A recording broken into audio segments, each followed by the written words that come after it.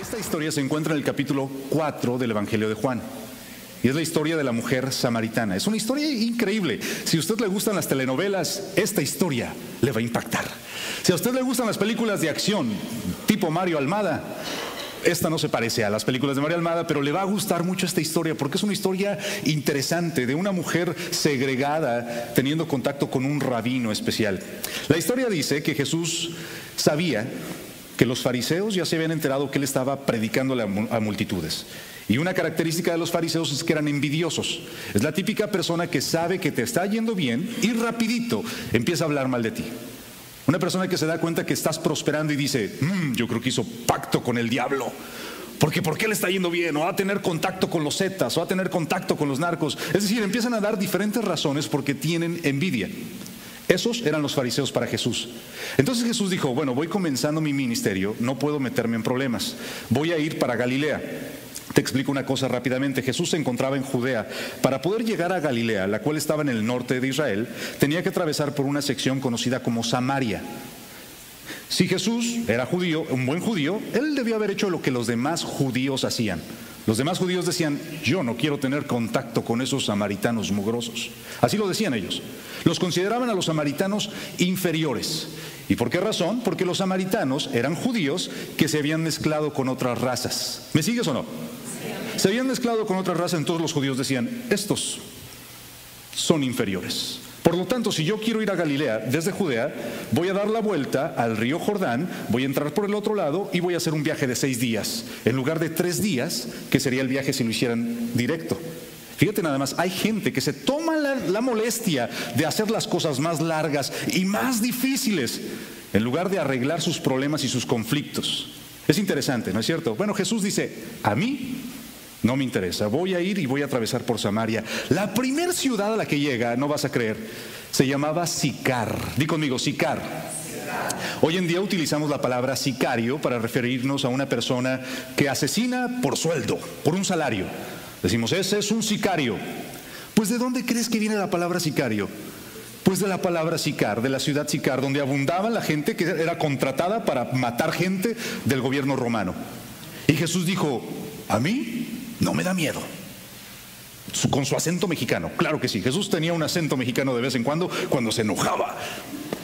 Y Jesús dijo, yo voy a atravesar por Samaria y voy a atravesar por la ciudad de Sicar y no tengo miedo.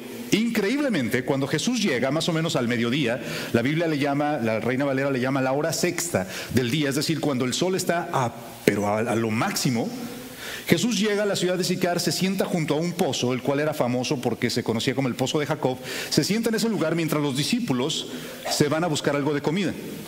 Cuando está sentado el Señor, una mujer se acerca. Una mujer, estamos en la zona de los samaritanos, en una ciudad llamada Sicar. Se acerca entonces una mujer samaritana y le dice a Jesús, mujer. La mujer se espanta, porque para empezar, es un hombre el que le está hablando a esta mujer.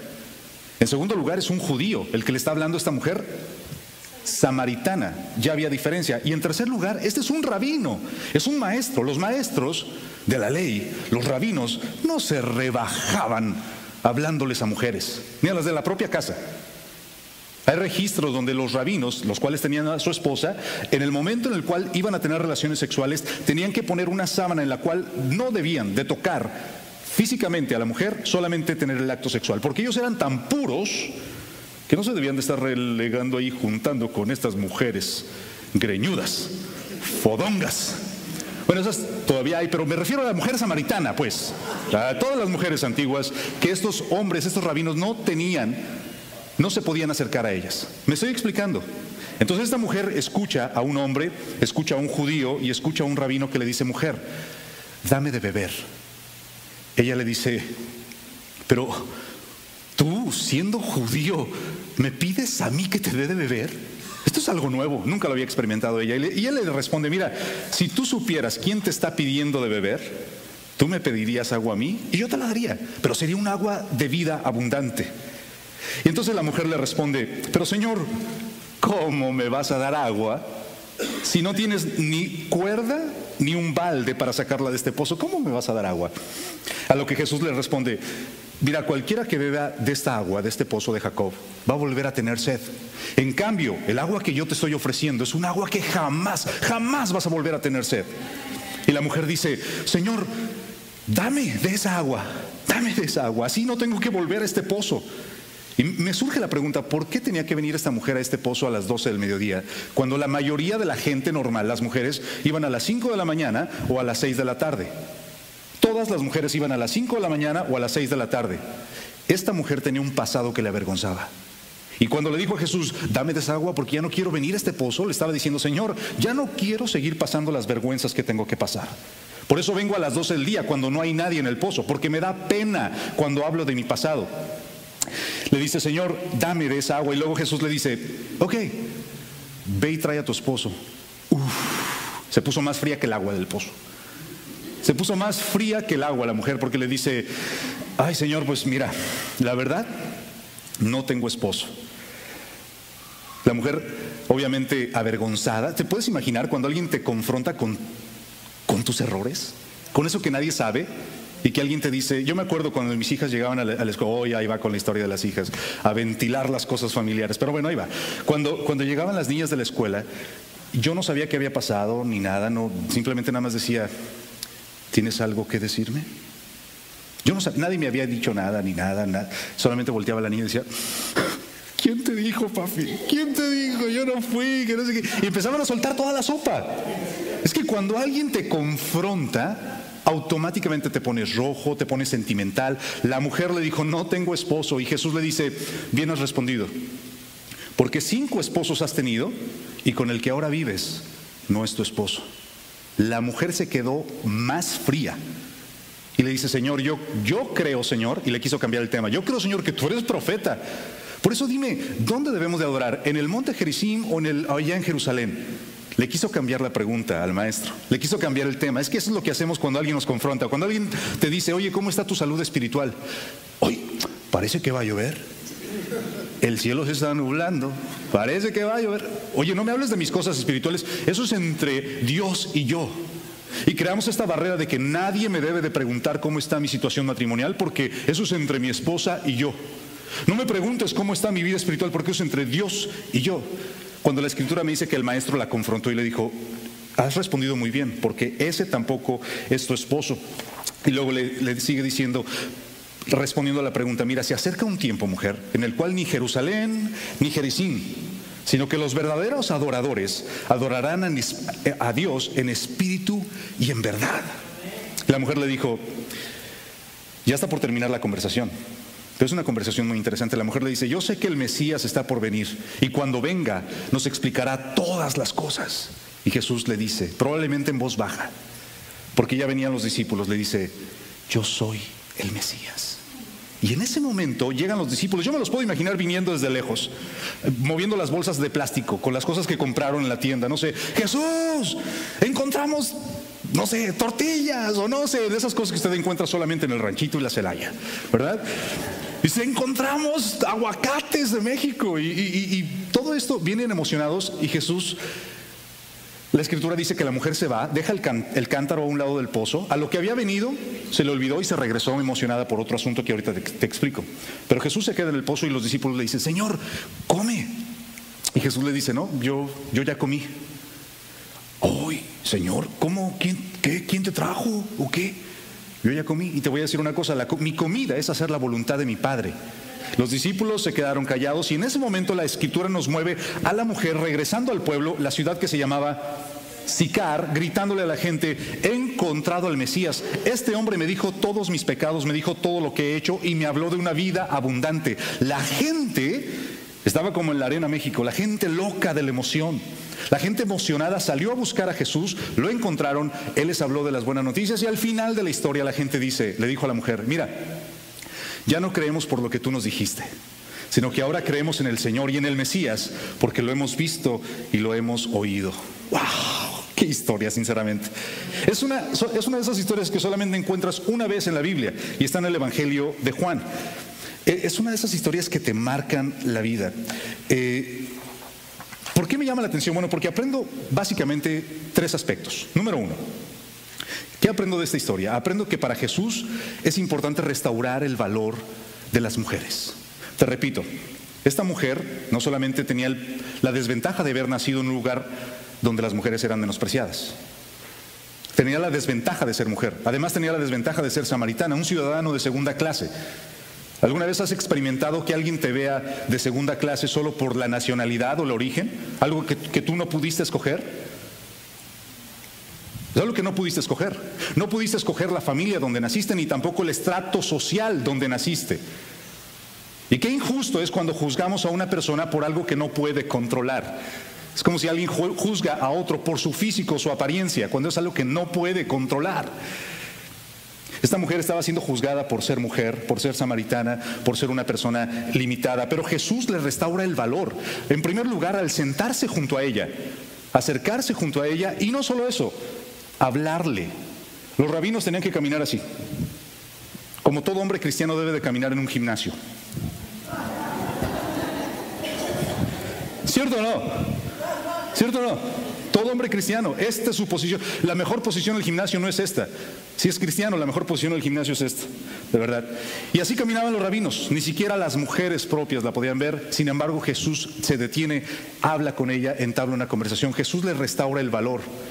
¿Por qué entonces con el paso de los años cristianos, seguidores de Cristo o personas que dicen ser seguidores de Cristo, ponen a la mujer en un estrato más bajo que el de la mujer samaritana? Cristo restaura el valor de la mujer. En segundo lugar, veo que Cristo otorga salvación a quien menos la merece. A quien menos la merece. Porque esta mujer, la verdad, no merecía salvación. Porque además de ser samaritana, esta mujer pues era adúltera. Estaba viviendo en una relación que no era lícita, en una relación que no era bien vista. No sé qué les haya pasado a los otros 5 maridos. No sé si es que era un equipo de básquetbol, no sé cuál era la historia detrás de esta mujer, pero su vida no era una perita en dulce. No merecía la salvación. Ahora me llama la atención esto porque los seres humanos nos encanta poner reglas de quiénes sí merecen ser salvos y quiénes no. Nunca falta aquel que dice solamente 144,000 y de esos yo soy el número 139,999. Solamente estos pueden ser salvos. Solamente aquellos que siguen estos pasos, si oyes, si crees, si confiesas, si te bautizas y si perseveras, solamente si haces esos pasos, serás salvo. Solamente si formas parte de mi grupo especial de esta conexión de iglesias, tú serás salvo. Solamente si das esta donación especial, serás salvo. Sabes que en el tiempo de la Reforma, por ahí por el año 1500, la Iglesia Católica quería construir la famosa Basílica de San Pedro, que has visto en la televisión o en los reportajes. ¿La has visto? Levanta la mano. La Basílica de San Pedro, y querían construirla y dijeron, ¿cómo le hacemos? La gente no está ofrendando, la gente no está dando ofrendas, ¿cómo le hacemos? A alguien se le ocurrió que la mejor manera era crear el concepto de indulgencias. Es decir, ¿cuántos aquí tienen un pariente en el purgatorio? La gente levantaba la mano. ¿No le gustaría que ese pariente suyo saliera del purgatorio hoy? La gente decía, claro que sí. Pues, échele aquí. Y ahorita que le ponga, en cuanto ponga la moneda en el cesto, su pariente va a salir en ese mismo instante. ¿Cuántos aquí tienen pecado? Decía la Iglesia Católica. No, pues yo. Bueno, si usted deposita en esta cesta, en el momento mismo en que la moneda toca la cesta, sus pecados van a ser más limpios que aquellos que fueron limpiados con la cruz de Cristo. Imagínate nada más las herejías que decían. No lo vas a creer, juntaron mucho dinero. Porque ellos seleccionaban quiénes sí podían ser salvos y quiénes no. Cristo no hace tal cosa.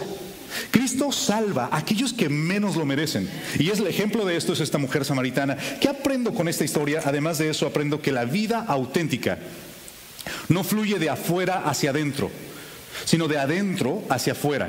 La vida auténtica, la cual te da Cristo, fluye de adentro hacia afuera. Generalmente tú y yo queremos que de afuera hacia adentro nuestra vida cambie. O si tan solo tuviera más posesiones, o tan solo tuviera aquel trabajo de mis sueños, o si tan solo tuviera un salario más jugoso. Es decir, como que las cosas, o si tan solo encontrar esa novia que tanto necesito. Señor, mándame esa novia, lo declaro en el nombre de Cristo, ¿verdad? Mándame esa novia. Entonces yo voy a ser feliz. No funciona de esa manera. Aprendo con esta historia que la felicidad proviene de adentro hacia afuera, no de afuera hacia adentro. ¿Por qué razón? Bueno, porque Jesús es Dios, es cierto. Él pudo haber escogido otro tiempo, contexto o sociedad y circunstancias en las cuales haber nacido, pero no lo hizo. Él sabía la opresión. ¿Me sigues o no? Él sabía la opresión y las limitaciones a las que estaría dispuesto. Y con esta historia aprendo que para él la restauración del valor de la mujer es extremadamente importante. ¿Por qué entonces, iglesia, no volvemos al modelo del Señor? ¿Por qué no volvemos al modelo del Señor en el cual una persona es valiosa no por su nivel social o político o económico o su apariencia? ¿Sabías tú que en las cortes es muy común que una persona que tiene una muy buena apariencia física sea la corte más benigna, más benigno, sea el jurado más benigno con ellos?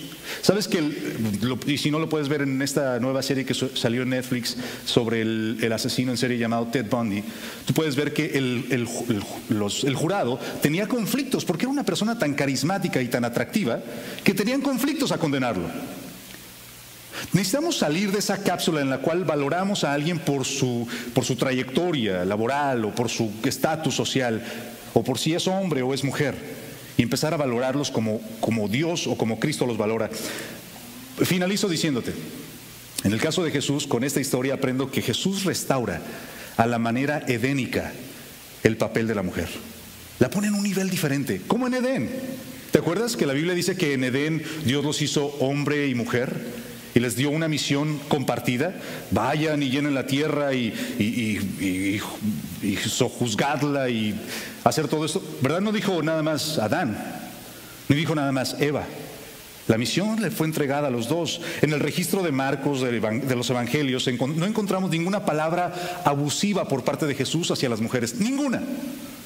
No hay un momento en el que Jesús se levante y diga una ofensa en contra de alguna mujer, ni que la trate de menos. Los rabinos en la antigüedad lo hacían. En una ocasión alguien mencionó que las mujeres no eran otra cosa sino seres con cabellos largos e ideas cortas. Lamentablemente en muchos lugares, aún iglesias, se les ve de tal manera. Seres con cabellos largos, ideas cortas, que lo único que pueden hacer es cocinar. Y a veces ni eso. Y qué triste, ¿no es cierto? En el caso de Jesús lo regresa a la manera edénica. En su círculo cercano, mujeres colaboraban con él. Mujeres se sentaban a los pies de Jesús y escuchaban sus enseñanzas. Mujeres patrocinaron su ministerio y le ayudaron a financiar sus viajes, aunque estos lo llevaran a través de Samaria. Jesús habló libremente con muchas mujeres, en privado y en público, y nunca, jamás, nunca se consideró superior, a pesar de que era el Hijo de Dios. Para Cristo, el trabajo con las mujeres era cambiar la actitud misógina. Una actitud misógina es alguien que habla, trata o menosprecia a las mujeres por el simple hecho de ser mujeres. ¿Sabes qué? Hay un tipo de abuso que no sé cómo llamarlo. No es abuso físico porque no toca a la persona, tampoco es abuso emocional porque no le habla directamente a sus emociones, pero hay un tipo de abuso que los hombres llevan a cabo, y en ocasiones mujeres también. Es un tipo de abuso de vista, donde hombres con alguna mentalidad lastimada o lasciviosa llegan a abusar de la mujer sin que ésta se dé cuenta en ocasiones. ¿Sí sabes de lo que estoy hablando o no? Bueno, este tipo de cosas Jesús lo destruye, lo cual es muy interesante. En segundo lugar, Jesús destruye paradigmas. Un paradigma es un dogma, es cuando llega el niño a la casa y le dicen, no muevas esta mesa. Y el niño dice, ¿por qué? Porque digo yo. Ok, ese porque digo yo en realidad está bien, no está mal, pero es un paradigma. La respuesta es, esto se tiene que hacer porque en esta casa mando yo. Es un paradigma. Este púlpito tiene que ser utilizado exclusivamente para predicar, no para otra cosa. Eso es un paradigma. Es decir, son verdades absolutas que no están sujetas a refutación. Jesús, cuando vino a la tierra, vino a destruir todo paradigma, especialmente los religiosos. Vino a destruir todo lo que ya se había construido. ¿Por qué vemos a mujeres enseñando, como esta mujer samaritana enseñando enfrente de Jesús? Lo vemos porque Jesús vino a destruir paradigmas. Y tercero y último, Jesús es inclusivo y no exclusivo. Di conmigo, Jesús es inclusivo y no exclusivo. Y no exclusivo. En otras palabras, en ocasiones uno piensa que Jesús está limitado solamente para la gente de la iglesia. Jesús solamente escucha las oraciones de la gente que va a la iglesia. Jesús solamente trata bien a la gente que lee la Biblia. Y nos sorprenderíamos de que Jesús trata bien a samaritanas que aún están viviendo con un esposo que no es su esposo. Samaritanas que se esconden de otras personas para no ser confrontadas, y Jesús les salva, Jesús le brinda salvación. Por lo tanto, hoy te quiero invitar a que recuerdes una cosa. Jesús tenía colaboradores hombres y mujeres. Finalmente, Jesús nunca prohibió hablar a las mujeres. De acuerdo con las palabras de Jesús en Samaria, Él estaba más que listo para que la mujer fuera a hablar a otros. Es tiempo de imitar al Maestro, iglesia. Es tiempo de imitar al Maestro. Es tiempo de retomar los valores de esta sociedad, hacerlos a un lado, destruir los paradigmas y empezar a dar el valor que Cristo da a toda persona. Él restauró la imagen edénica, destruyó paradigmas. Jesús fue inclusivo, jamás exclusivo, y nunca le prohibió hablar a nadie. La mujer pasó de ser utilizada a ser útil. Pasó de ser una marginada a ser una persona valorada. La mujer samaritana pasó de ser excluida a ser una mujer exaltada. La mujer samaritana pasó de ser un objeto de la sociedad a un instrumento para salvar la sociedad. Vamos a hacer una oración y quiero recordarte que te lleves este mensaje. Que te lleves este mensaje. Necesitamos ser una iglesia que es un faro, que es un oasis para toda persona, independientemente de su estatus político, si es demócrata o republicano, no importa si es inmigrante o si es oficial de inmigración, no importa si es político o si es un altruista, no importa si es músico o futbolista, no importa si es hombre o mujer, a los ojos de Dios, independientemente de lo que sea, a los ojos de Dios es un objeto digno de ser salvado y de ser rescatado y de morir en la cruz.